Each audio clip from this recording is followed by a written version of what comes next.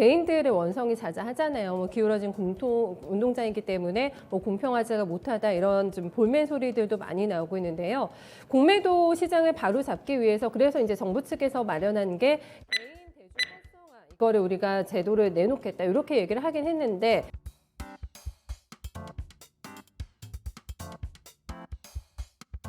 네, 이슈 팝하고 시간입니다. 네, 시장에서 우리가 주목해야 하고 집중해야 될 이슈 선정해서 그 이슈와 관련된 투자 포인트 다각적으로 검토하고 점검하는 시간입니다. 자, 오늘의 이슈는 공매도 D-6 투자자들이 준비해야 하는 것은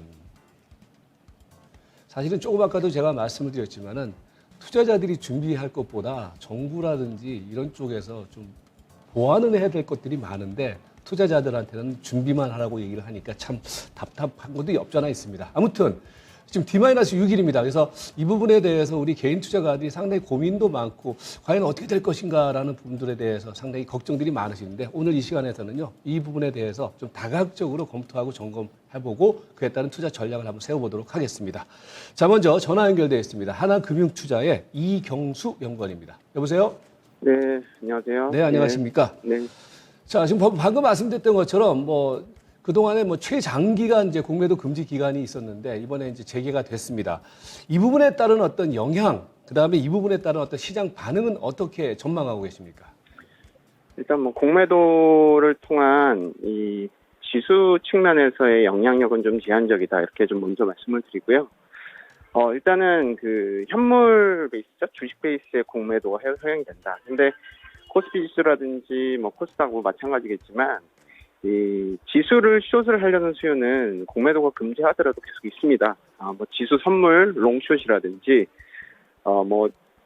이런 측면으로 지수 선물 지수가 있기 때문에 현물이 숏이 된다라고 해서 지수를 끌어내릴 가능성이 그렇게 크지는 않다. 이렇게 좀 판단하고 있습니다. 다만 이 선물 거래도 사실 코스피에 집중이 됐던 측면이 있습니다. 그렇기 때문에 그리고 이 현물과 선물 간의 어떤 베이시스 차이 이런 것들이 코스피가 조금 더 안정적이고요. 그렇기 때문에 코스닥 같은 경우는 조금 이 공매도의 영향이 조금 있을 수 있겠지만 이건 좀 일시적이다. 그러니까 코스피 같은 경우에 영향은 거의 없을 것이고 코스닥은 좀 일부 영향이 있겠지만 공매도가 처음 시도가 되는 그런 이슈는 아니기 때문에 전반적으로 좀 안정을 찾을 것이다.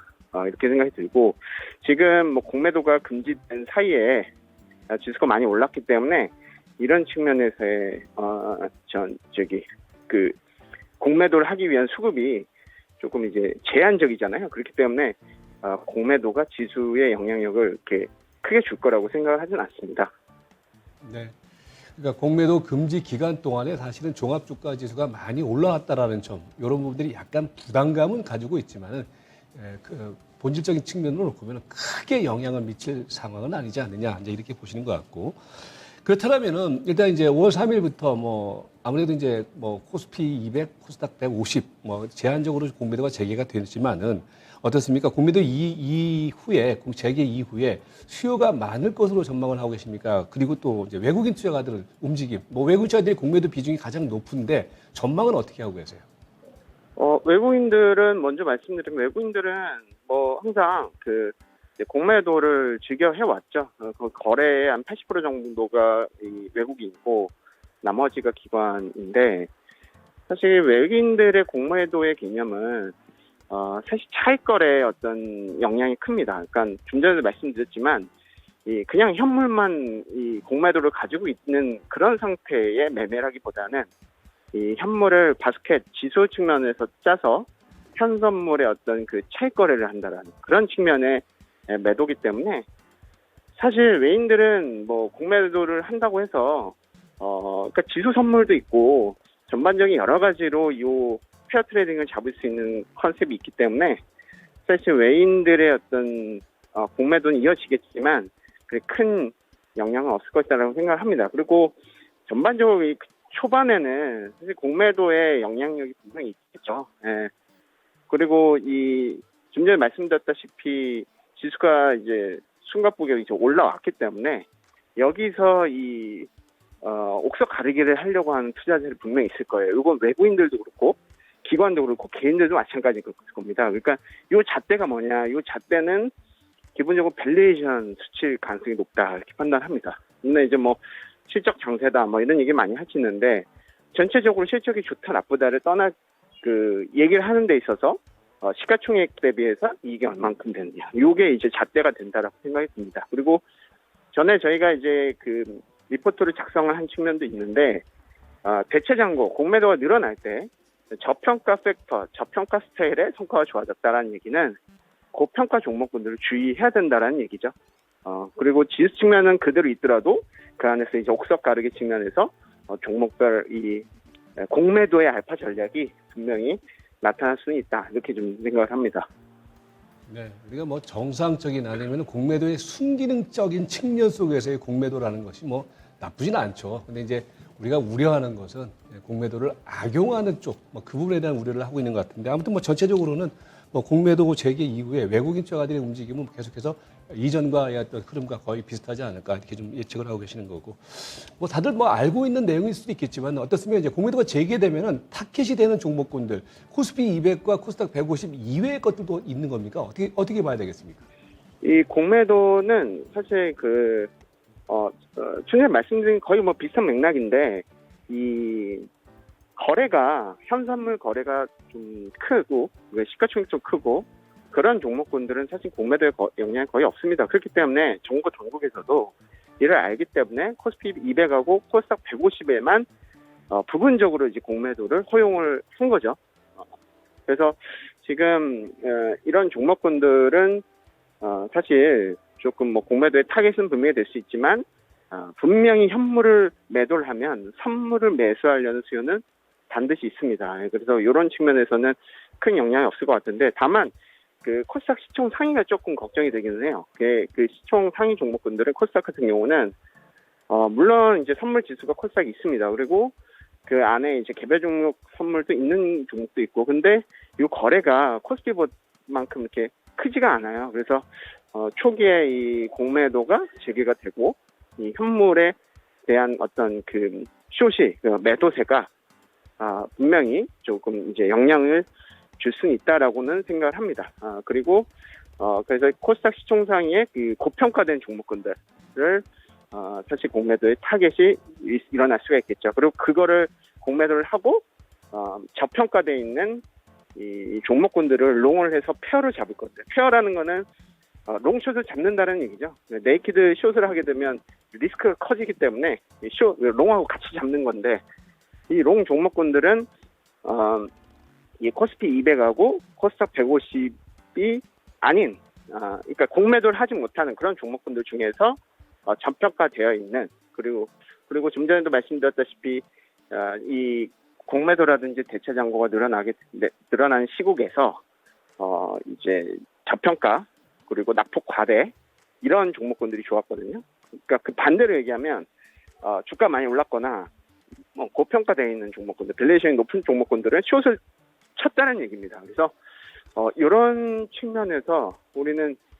가치주 어차피 이제 금리도 올라갔고 실적 장세로 가고 있고 그래서 지금은 밸류에이션 지표를 꼭 잘 보셔서 공매도 컨셉에서 우리가 핵심적으로 좀 가지고 갈 스타일은 이 저평가, 가치주 이런 단어의 시킴이 아닐까 이렇게 좀 생각을 하고 있습니다. 그렇다면 이제 반대로 뭐 공매도가 또 재개가 되면은 우리가 자꾸 사실은 이게 기울어진 운동장이기 때문에 공매도에 대해서 자꾸 뭐 나쁜 얘기들을 하지만 이게 정상적으로 사용이 되면은 공매도도 사실 순기능은 분명히 있는 거거든요. 이제 그런 측면 속에서 사실 공매도가 재개되고 난 다음에 그러면 우리가 그에 따른 어떤 투자 전략을 짜야 된다고 했을 때 어떻게 좀 투자 전략을 좀 가져가야 되겠습니까? 일단은 이제 좀 전에 말씀드렸지만은 금리가 올라가고 있다라는 것들 그리고 실적이 지금 갑자기 개선이 되면 경험적으로 실적이 개선될 때는 가치주가 좋습니다. 왜냐하면 실적 종목군들이 많아지잖아요. 그러니까 실적 가지고는 변별력이 없기 때문에 그 중에서 변별력이 있는 저평가 종목군들. 그러니까 실적은 좋고 상대적으로 실적 좋은 애들이 평균 이상이지만 여기에서 누가 더 싸냐의 경쟁이거든요. 요거는 공매도의 재개에 분명히 이제 공매도 재개가 되면 이런 그 변화를 가속화가 될 것이다. 이렇게 생각을 하고 있습니다. 그래서 지금 밸류에이션 수치는 이제 글로벌도 그렇고 국내 증시도 그렇고 모든 이 투자 스킴에서 거의 핵심 단어거든요. 지금 가치주의 성과가 상당히 좀 많이 늘어나고 높아지고 있고 그렇기 때문에 이제 공매도 같은 경우는 이런 그 글로벌 트렌드에 따라서 이 가치주를 너무 잡고 고평가된 대상을 이제 숏을 잡아서 전체적인 그 지수가 이미 많이 올랐다라는 두려움을 이런 이 가치주 베이스의 알파 전략으로 이 공매도의 제도를 활용할 가능성이 높다라고 판단하고 있고 기관들은 이를 많이 준비를 하고 있는 것 같습니다. 그래서 일단은 지금은 우리가 보유하고 있는 종목군들 그리고 신규 우리가 진입을 하려는 종목군들 그리고 우리가 좀 리서치를 해보고 싶은 종목군들은 기본적으로 히든 밸류가 높거나 전체적인 현재 올해 예상 이익이 시총 대비 많이 낮거나 이런 이 펀더멘탈 측면에서 그리고 저평가 측면에서 유리한 쪽이 이 공매도 재개 이후에도 계속해서 좀 성과가 나지 않을까 이렇게 좀 생각을 하고 있습니다. 네, 그런 종목군들 어떤 게 지금 스크린 내고 있습니까? 뭐 이제 화면에서 뭐 준비를 해주셨겠지만 일단은 뭐 SK 케미칼이라든지 지금 한진, SK D&D, 지너스, CPN 코리아, 롯데케미칼, 현대글로비스, 종건당, 키움증권 뭐 이런 것뿐만 아니라 이런 종목군들은 사실은 이제 제가 이제 컨트기 때문에 이 종목군들의 어떤 이 스토리라든지 버텀 스토리는 잘 알지는 못해요. 그렇지만 지금 이제 낙폭이 좀 과대가 되어 있고 밸류에이션이 좀 낮고 이런 종목군들이기 때문에 이런 종목군들의 바스켓은 분명 시장 대비해서 아웃퍼폼을 하지 않을까 이렇게 좀 생각을 하고 있습니다. 예. 네, 네, 잘 알겠습니다. 고맙습니다. 네, 감사합니다. 예. 네, 하나금융투자의 이경수 연구원이었습니다. 자, 요 내용을 가지고 조금 더 자세한 상황들을 한번 점검을 해보도록 하겠습니다. 김수경 캐스터 나와 계십니다. 자, 그렇다면은 지금 현재 시점에서 뭐 공매도 잔고 비중이 높은 종목들 어떻게 지금 파악되고 있습니까? 네, 종목 리스트를 좀 점검을 해드려야 될 것 같은데, 뭐 공매도 재개일자가 바싹 다가오면서 증권가에서 최근에 공매도 이후에 어떤 시장이 어떻게 움직일 것인지, 그리고 어떤 종목을 사야 되고 또 피해야 되는지 이런 종목들 리스트를 정리해서 매일매일 업데이트돼서 리포트이 나오고 있는데요. 그러니까 공통적인 점이 일단 이겁니다. 공매도 잔고 비중이 높은 종목은 주의하자. 네, 이 얘기라고 할 수가 있겠는데요. 그래서 리스트를 정리를 해두셔야 될 것 같은데요. 지난주 기준으로 해서 공매도 잔고 비중이 높은 종목이 롯데관광개발로 올라옵니다. 그 이후에는 호텔신라 그리고 두산인프라코어, 셀트리온 역시나 올라와 있었고요. LG디스플레이와 삼성중공업 등도 시총 대비해서는 공매도의 잔고 비중이 지금 높은 것으로 나타났습니다.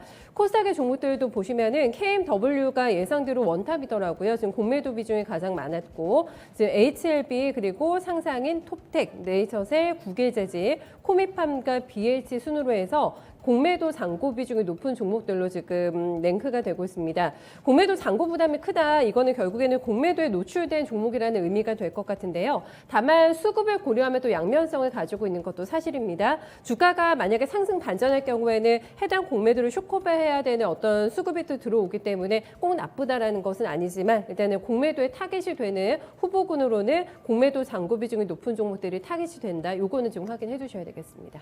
더불어서 공매도 재개를 앞둔 시점에서 최근에 또 관심이 또 집중되고 있는 것 중에 하나가 대차 잔고가 늘어난 종목들을 이제 보자 이렇게 얘기를 하는데 그런 종목들은 어떤 게 있습니까? 네, 대차 잔고 볼까요? 네, 이게 늘어난 종목들, 그러니까 대차 잔고라는 거는 투자자들이 주식을 빌려서 갚지 않은 물량을 얘기를 합니다. 그걸 대차 잔고라고 얘기하는데요. 보통 공매도를 하기 위한 대기 자금 이렇게 지금 시장에서는 보고 있습니다. 공매도는 빌린 주식을 파는 행위이기 때문에 대차 잔고가 늘어나게 된다면은 이들 물량이 공매도로 나올 가능성이 있는 거죠. 그렇기 때문에 공매도 역시 타깃이 되는 후보 종목군들이라고 할 수가 있겠는데요. 코스피 200 내에서의 대차 잔고가 급증한 종목이 압도적으로 좀 비중이 많던데 카카오였습니다. 그리고 CJCGV, 현대중공업 지주, 한화시스템, 보령제약 이렇게 나왔고요. 이 한 달도 안 되는 기간에 대차 잔고가 많게는 뭐 80%, 적게는 50% 늘어난 종목들이 많아가지고 공매도 재개 시점이 다가오면서 대차 잔고가 빠르게 늘어나는 마련한다. 이런 종목들은 체크를 한번 해보셔야 될 것 같아요. 코스닥 150으로 넘어가 보면은 그 안에서는 고영이 지금 대차장고가 급증한 종목이었고 펄어비스 요즘에 안 좋죠. CJM, HLB 생명과학 등이 상위권에 올라와 있었습니다. 특히 뭐 CJCGV나 HLB 같은 경우에는 상장 주식수 대비해서 대차장고가 지금 10% 이상이기 때문에 굉장히 높게 집계되는 종목으로 속한다라는 점도 함께 체크해 두셔야 되겠습니다. 네. 반면에 개인 투자 관리 또 몰리는 곳이 있다. 아까 우리 이제 이경수 연구원 같은 경우는 좀 저평가된 종목들에 네. 좀 주목하자 이런 얘기를 했는데 그런 것들은 어떤 게 있습니까? 네, 앵커님께서 뭐 기울어진 운동장을 얘기해 주셨습니다만 공매도 얘기가 나올 때마다 개인들의 원성이 자자하잖아요. 뭐 기울어진 공통 운동장이기 때문에 뭐 공평하지가 못하다 이런 좀 볼멘 소리들도 많이 나오고 있는데요.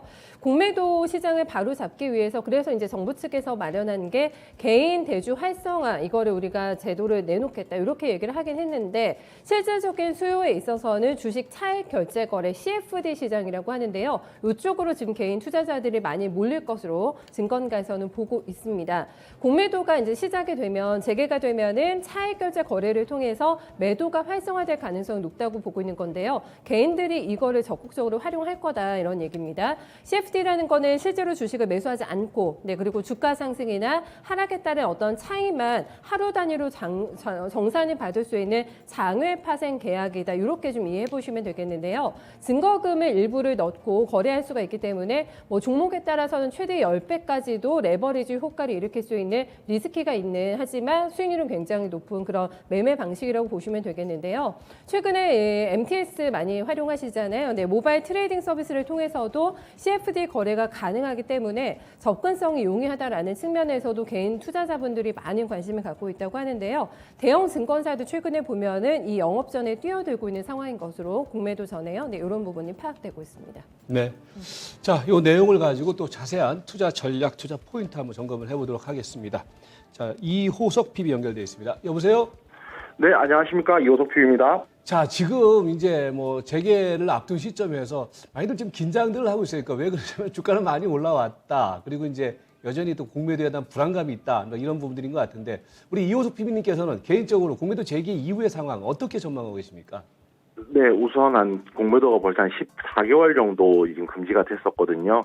뭐 기간도 역대 최장 기간이었고 사실은 이제 이번에 공매도 금지하게 되면서 하락했던 것들 자체가 과거에 이제 공매도 금지했을 때처럼 뭐 금융 시스템 문제가 아니라 실질적으로 이제 코로나19로 인한 부분들이었기 때문에 뭐 심리적인 안정만 가지고도 충분히 빠르게 회복을 할 수가 있었고요.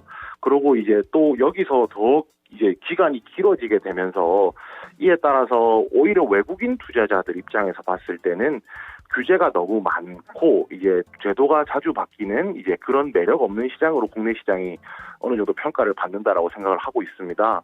결국에 이제 롱숏 거래가 불가능하다는 건데요. 이렇게 되면은 당연히 시장이 자정작용을 이룰 수밖에 없거든요. 좋은 종목으로 이제 건전하게 매수세가 들어가는 것이 맞는데 그러한 수급들도 제한이 되고 있는 상황이기 때문에 오히려 공매도 자체가 이제 풀리게 되면은 이제 오히려 그 부분에 있어서는 오히려 시장에 대해서는 더 나아질 것으로 보이고요. 국내 증시 봤을 때 상대적으로 이제 선물보다도 현물을 선호하는 보통 콘테고 시장이라고 부르는데 이제 공매도 금지 이후로는 이제 백워데이션 시장, 현물이 더 이제 강세를 띠는 시장으로 왔었습니다. 그렇게 되면은 시장의 변동성이 점점 커지게 되는데요. 이번에 이제 공매도 재개를 통해서 다시 한 번 더 이제 콘테고 시장으로 전환이 된다라고 하면 지수 변동성 자체도 조금 낮아질 것으로 보이고요. 그리고 이제 한 가지 추가적인 변수가 있는데요. 공매도 금지 시기부터 지금까지 조금 바뀐 환경이 있다면 지금 최근에 이제 코인 관련해서 비트코인을 대표로 한 암호화폐 거래들이 지금 활성화되어 있습니다. 그래서 개인 투자자들이 실질적으로 공매도가 재개되고 나면은 이 투자 메리트를 잃고 이제 오히려 코인판으로 더 옮겨갈 수도 있기 때문에 앞으로 전망은 이제 시장이 좋느냐 나쁘냐는 외국인 투자자들이 이제 해칭이 가능하기 때문에 커버링 들어오는 순매수가 중요할 것으로 보이고요. 여기서 시장이 추가적으로 더 갈 수 있느냐 없느냐는 개인 투자자들이 여기서 이제 신규 유입됐던 개인 투자자들이 1년 사이를 공매도 금지 기간을 해지를 처음 겪으면서 여기서 얼마나 적응을 하고 이제 투자가 신규로 유입되느냐 이게 중요한 포인트가 될 것 같습니다. 그밖에 사실 결국 말입니다. 이제 뭐 우리가 이제 공매도 같은 경우에도 뭐 여러 차례 얘기를 하고 있는 상황이지만 순기능이 있고 분명히 또 역기능이 있겠지만 순기능도 분명히 있는 거거든요. 뭐 그런 측면에서 보면은 우리가 이제 걱정하고 우려할 부분들 이전에 사실 주가의 주식시장의 현재 상황을 놓고 보면 유동성은 풍부하고 여전히 실적은 개선되고 있고 이런 상황이기 때문에 이 공매도라는 부분들 물론 뭐 나쁘게 악용을 하면 그게 문제가 되겠지만은 순기능적인 측면만 놓고 보면 사실 그렇게 크게 걱정하지 않을 부분도 아니지 않느냐 뭐 이런 얘기도 있는 것 같은데 그 부분에 대한 생각은 어떠세요?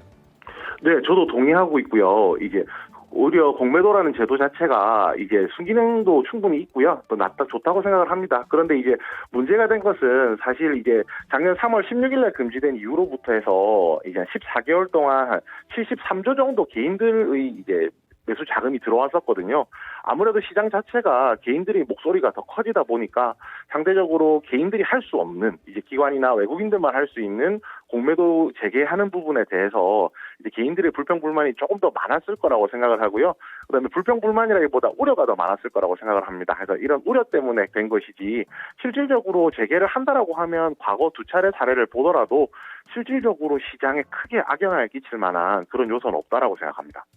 자, 그래서 마지막으로 공매도 이후에 그럼 투자 전략 뭐 간단하게 뭐 어떻게 했으면 좋겠습니까?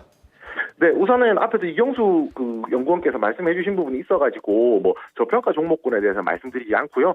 결국에는 이제 롱숏을 할 수가 있기 때문에 이제 앞으로 실적 전망이 좋았는데 외국인 매도가 많았던 종목 같은 경우에는 커버링이 들어와야 되는 상황입니다. 반대로요.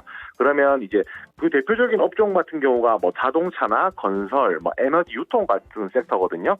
이쪽에 좀 주목해서 이제 투자를 하셨으면 좋겠습니다. 네, 잘 알겠습니다. 고맙습니다. 네, 감사합니다. 네. 자, 공매도 D-6일. 뭐, 여러분들이 걱정하고 고민하는 게 뭔지 압니다. 근데 중요한 것은 이제 사실 뭐 공매도 이후에 투자 전략을 어떻게 세울 것인가. 그래서 제가 보는 관점에서는 그 이전에 뭐 계속 말씀드리고 있는 부분들이지만은 우리 개인 투자가들이 왜 이 부분에 대해서 자꾸 이제 볼멘 소리를 하고 있느냐. 공매도의 순기능과 역기능에 대해서 우리 개인 투자가들이 모르는 게 아닙니다. 알죠. 근데 다만 뭐냐면 기울어진 운동장. 즉, 다시 말씀드리지만 가장 핵심이 뭐냐면은요. 상환 기간을 개인은 60일이고 왜 기관과 외국인은 무한정으로 해놨는지라는 부분들 그리고 공매도의 순기능을 저해하는 나쁜 것들 그러니까 잘못된 불법 공매도 이런 부분들에 대해서 단호한 어떤 그런 벌을 주는 어떤 그런 제도적 보완 장치가 만들어야 되는 거거든요. 그래서 제가 볼 때는 이 공매도 재개 이후의 주식시장의 어떤 환경보다는 뭐 어떤 변화 흐름보다는 이런 어떤 기울어진 운동장을 좀 고치려는 노력 이 부분을 여러분들께서 계속해서 돈을 크게 뜨고 지금 사실 금융감독위원회에서는요 그 부분에서 제도를 바꾼다고 얘기를 했거든요. 그게 잘 바꿔지는지 계속해서 좀 지켜볼 일이 아닌가 그렇게 정리를 하도록 하겠습니다. 자, 이상 이슈파파고였습니다.